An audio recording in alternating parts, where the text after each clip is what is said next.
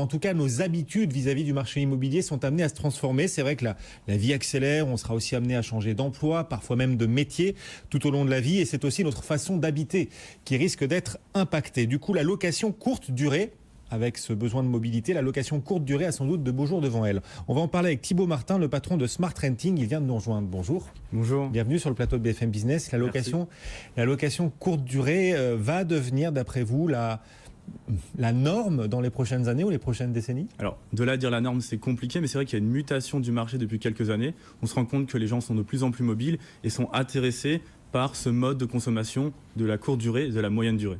La location courte durée, alors il va falloir définir de quoi on parle, mais c'est vrai qu'on veut louer sur des durées peut-être plus courtes que par le passé. Pourquoi? Parce que la façon de vivre change, la façon de travailler change, on veut de plus en plus être mobile aujourd'hui? Exactement, on se rend compte de plus en plus de gens sont mobiles, surtout les 18-30 ans, les étudiants et jeunes actifs. Sauf qu'être mobile, c'est parfois coûteux. Alors vous le disiez, les étudiants ont particulièrement besoin d'être mobiles. On fait 1 an d'études ou 2 ans d'études dans une ville et puis ensuite on a besoin de bouger. Et puis en plus, quand on fait ses études, on a besoin aussi de partir en vacances parce qu'il y a des congés. Bon, voilà. Est-ce que ça coûte pas un peu cher malgré tout de miser sur des bails courts, sur des durées courtes? Voilà, je suis étudiant, je m'installe au mois de septembre, sauf qu'au milieu, je vais avoir pas mal de zones de vacances pendant lesquelles je vais peut-être vouloir partir, rentrer chez mes parents et le bien va rester vide. Est-ce que ça, c'est pas un défaut? Ouais, c'est assez compliqué. Nous, il y a 2 mois, on a réalisé un sondage avec Opinionway qui montre la mobilité des jeunes des 18 à 30 ans. On se rend compte que plus d'un jeune sur 2 a un projet de mobilité chaque année. Et pour 40% d'entre eux, ils ont un projet de mobilité de plus de 3 mois. Et quand on leur pose la question, quel est votre principal frein à la mobilité, ils nous répondent, c'est mon logement principal. Pour 80% d'entre eux, il est compliqué d'assumer le coût de son logement pendant un projet de mobilité. Je prends un exemple, un étudiant qui étudie à Paris, pendant 6 mois va partir en stage à Lyon.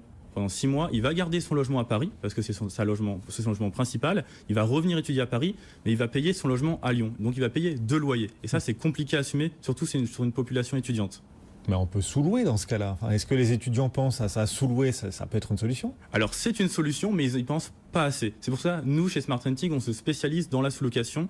On permet à ces étudiants qui ont des projets de mobilité de sous-louer leur appartement grâce à notre principe. On gère leur appartement pendant leur absence, on leur reverse 100% de leur loyer tous les mois, peu importe le taux de remplissage, et ça de manière totalement gratuite. Et notre force, c'est quoi? C'est qu'on les accompagne pour obtenir l'accord de leur propriétaire. On sécurise et oui, parce qu'il faut, on rappelle, il faut obtenir l'accord du propriétaire pour pouvoir sous-louer. Ça, on ne le fait pas comme ça à la sauvage, on est bien d'accord. Exactement, il faut convaincre son propriétaire d'obtenir cette autorisation pour pouvoir sous-louer son bien en toute légalité. Bon, et donc vous, votre valeur ajoutée là-dedans, c'est que vous convainquez vous-même les propriétaires, vous vous chargez du sale boulot, c'est ça? On arrive à convaincre les propriétaires grâce à notre professionnalisme, notre expertise dans le domaine. Finalement, le propriétaire a tout à y gagner. Il n'a pas à remplacer son locataire au pied levé et à repayer des frais d'agence pour trouver un nouveau locataire. Mais enfin, je suis propriétaire, j'ai déjà un locataire. Plutôt d'accepter un sous-locataire, je vais dire à mon locataire, ben non, je suis désolé, si vous partez en vacances ou si vous partez pendant 2 mois quelque part, vous êtes locataire, il y a une durée de bail, vous respectez la durée de bail, vous payez votre loyer sans me mettre de sous-locataire que je ne connais pas dans l'appartement. Vous voyez ce que je veux dire? C'est un risque pour le propriétaire d'accepter une sous-location. Alors nous, justement, on ne vend pas cette situation comme cela. Le propriétaire est face à un dilemme, son locataire, soit il sous-loue son appartement, soit il le quitte. Il a trouvé un bon locataire qui paye tous les mois son loyer, donc il a tout intérêt à le garder, à le fidéliser. Donc en donnant cette autorisation de sous-location par un professionnel tiers comme nous, ça lui permet de fidéliser son locataire et de garder son loyer sans devoir retrouver un nouveau locataire au pied levé. D'accord. Et justement, l'intérêt pour le locataire, donc qui doit partir 2 mois en stage je ne sais où, et c'est souvent le cas des étudiants, mais pas que, hein, aussi, ça peut arriver à pas mal d'actifs, de professionnels. L'intérêt de sous-louer, c'est quoi? Alors d'éviter de payer un logement à vide. Comme on l'a vu dans le sondage Opinionway, 80% des gens, des jeunes et des étudiants pensent qu'il est compliqué de payer 2 loyers. Et donc l'avantage, c'est de pouvoir conserver son logement sans payer de double loyer et de pouvoir profiter de son projet de mobilité. Et donc le sous-locataire va payer un loyer équivalent à celui du locataire? Alors le sous-locataire paye un surloyer composé de prestations de services telles que l'accueil, le ménage, le pick-up à aéroport ou la maintenance. Bon, au niveau des assurances, comment ça se passe? On rappelle, hein, chez Smart Renting, vous trouvez les sous-locataires, très bien, et vous essayez de convaincre les propriétaires d'être d'accord pour une sous-location.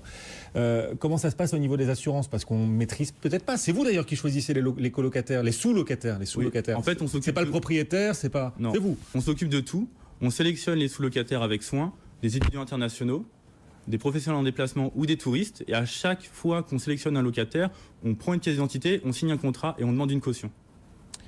Il y a un bail mobilité là, qui va voir le jour avec le projet de loi Élan du gouvernement, un bail mobilité pour favoriser justement les durées courtes de location. Est-ce que ce bail mobilité, pour vous, va apporter la solution qui manquait jusqu'ici à ceux qui nécessitent des baux courts? Alors, il y a deux choses dans la mobilité. Il y a la mobilité entrante et la mobilité sortante. Je reprends mon exemple. Je suis étudiant parisien, je vais à Lyon 6 mois. Je suis locataire de mon appartement parisien, je vais le garder parce que je vais revenir. Donc le bail mobilité pour aller en stage à Lyon est parfait. Il me permet d'aller à Lyon pendant 6 mois. Mais qu'est-ce que je fais de mon appartement? Mon appartement qui est à Paris. C'est ça la vraie problématique de la mobilité, c'est la mobilité sortante. Je suis face à un dilemme. Soit je rends mon appartement, mais je dois en retrouver un autre à mon retour. C'est quand même compliqué, déménagement, que dans l'escalier. Ou alors je paye un double loyer pendant toute ma période de mobilité. Et c'est là où on voit que le gouvernement n'a pas réfléchi à la mobilité sortante et à assouplir le régime de la sous-location et à permettre à l'ensemble de ces jeunes étudiants ou jeunes actifs de pouvoir finalement enlever cette épine du pied. Pourquoi vous dites que le projet de loi bail mobilité dans Élan, ce projet de loi Élan, pourquoi le bail mobilité ne correspond pas aux besoins? Expliquez-nous ce qui lui manque justement. En fait, le bail mobilité répond à la demande pour aller à un endroit même. Qu'est-ce qu'il propose le bail mobilité? Donc le bail mobilité, c'est un bail moyen terme de 1 mois à 10 mois pour une certaine catégorie socio-professionnelle, des étudiants, des apprentis ou des salariés. 1 mois à 10 mois, donc c'est souple quand même. C'est souple. Mais que fait-on de sa résidence principale pendant ce projet de mobilité? Et c'est ça la vraie question. C'est soit on le laisse vacant, soit on continue à payer un double loyer. Et c'est ça qui est dommage. Bon, il y a le problème, vous le disiez, de la résidence principale. Quand on reste moins de 8 mois quelque part, c'est plus une résidence principale. Et c'est là tout le problème. Aujourd'hui, dans un monde de plus en plus mobile, comment définir la résidence principale? Quelqu'un qui est à Paris 6 mois, en stage à New York 3 mois, qui revient chez ses parents 3 mois, finalement, cette typologie de clients, c'est les étudiants et jeunes actifs du monde d'aujourd'hui. Et donc, cette définition de la résidence principale n'est plus du tout adaptée à un monde mobile. Qui a défini cette période de 8 mois pour considérer que le bien dans lequel je vis, plus de 8 mois, c'est ma résidence principale? Si c'est moins de 8 mois, en revanche, c'en est plus. Ça dépend de qui, ça? Ça, c'est une règle fiscale, purement mathématique, qui dit qu'il faut rester 8 mois dans un bien pour que ça soit considéré comme sa résidence principale. Aujourd'hui, dans un monde de plus en plus mobile, sa résidence principale devrait être finalement seulement son centre névralgique, là où on a son poumon économique et social, mais pas une certaine durée finalement. Mais il va bien falloir fixer un seuil minimum, malgré tout, pour définir la résidence principale, même si on est de plus en plus mobile. Oui, mais je pense qu'aujourd'hui, se cantonner à 8 mois, 4 mois ne correspond pas au monde d'aujourd'hui. Bon, vous devez être bien ennuyé aussi par la limitation des locations courte durée, la limitation du nombre de nuitées. On pense au Airbnb, à Britel, etc. Paris, déjà, limite à 120 nuitées par an.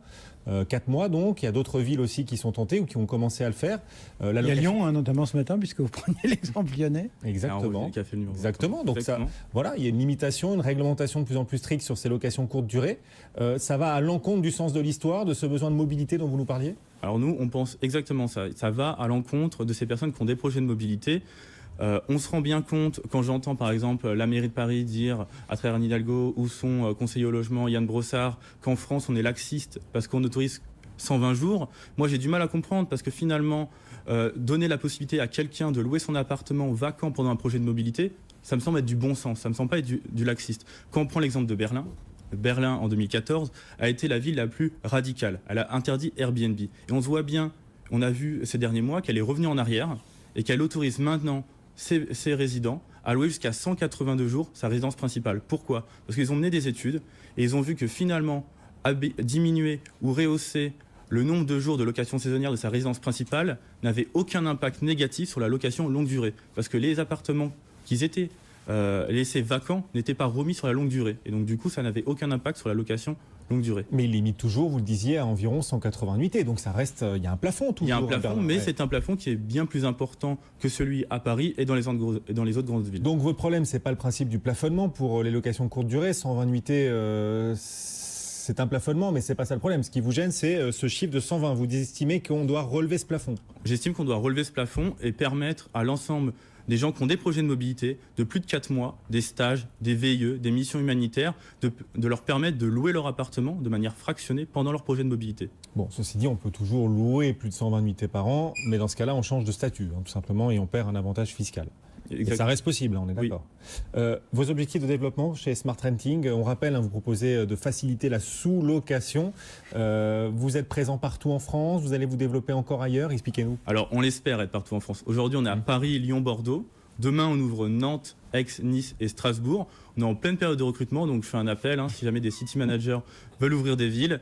Et notre but, finalement, c'est d'aider l'ensemble des étudiants de la planète, qu'ils soient à Berlin, Buenos Aires ou New York, et de plus faire de leur appartement une contrainte, mais une opportunité de mobilité. Pourquoi seulement les étudiants? Enfin, il n'y a pas qu'eux qui ont besoin d'être mobiles. On le disait dans la vie active aussi, on doit maintenant de plus en plus être mobile. Voilà, étudiants et jeunes actifs, 18-30 ans, et toute personne qui a envie d'avoir un projet de mobilité, on est là pour gérer leur appartement pendant leur absence. Il n'y a pas de limite d'âge, vous ne faites pas du jeunisme. Non, il n'y a pas de limite d'âge. Étudiants, jeunes bien sûr. actifs, attendez, ça peut concerner plein de monde. C'est notre cœur de métier, Ok. et bien sûr, toute personne qui a un projet de mobilité, on l'accueillera avec soin. Thibaut Martin, merci beaucoup. Donc le patron Merci. de Smart Renting, ces startups qui développent ces nouveaux marchés et qui répondent aussi à ce besoin croissant de mobilité. Merci beaucoup donc Merci beaucoup. d'être venu sur le plateau de BFM Business.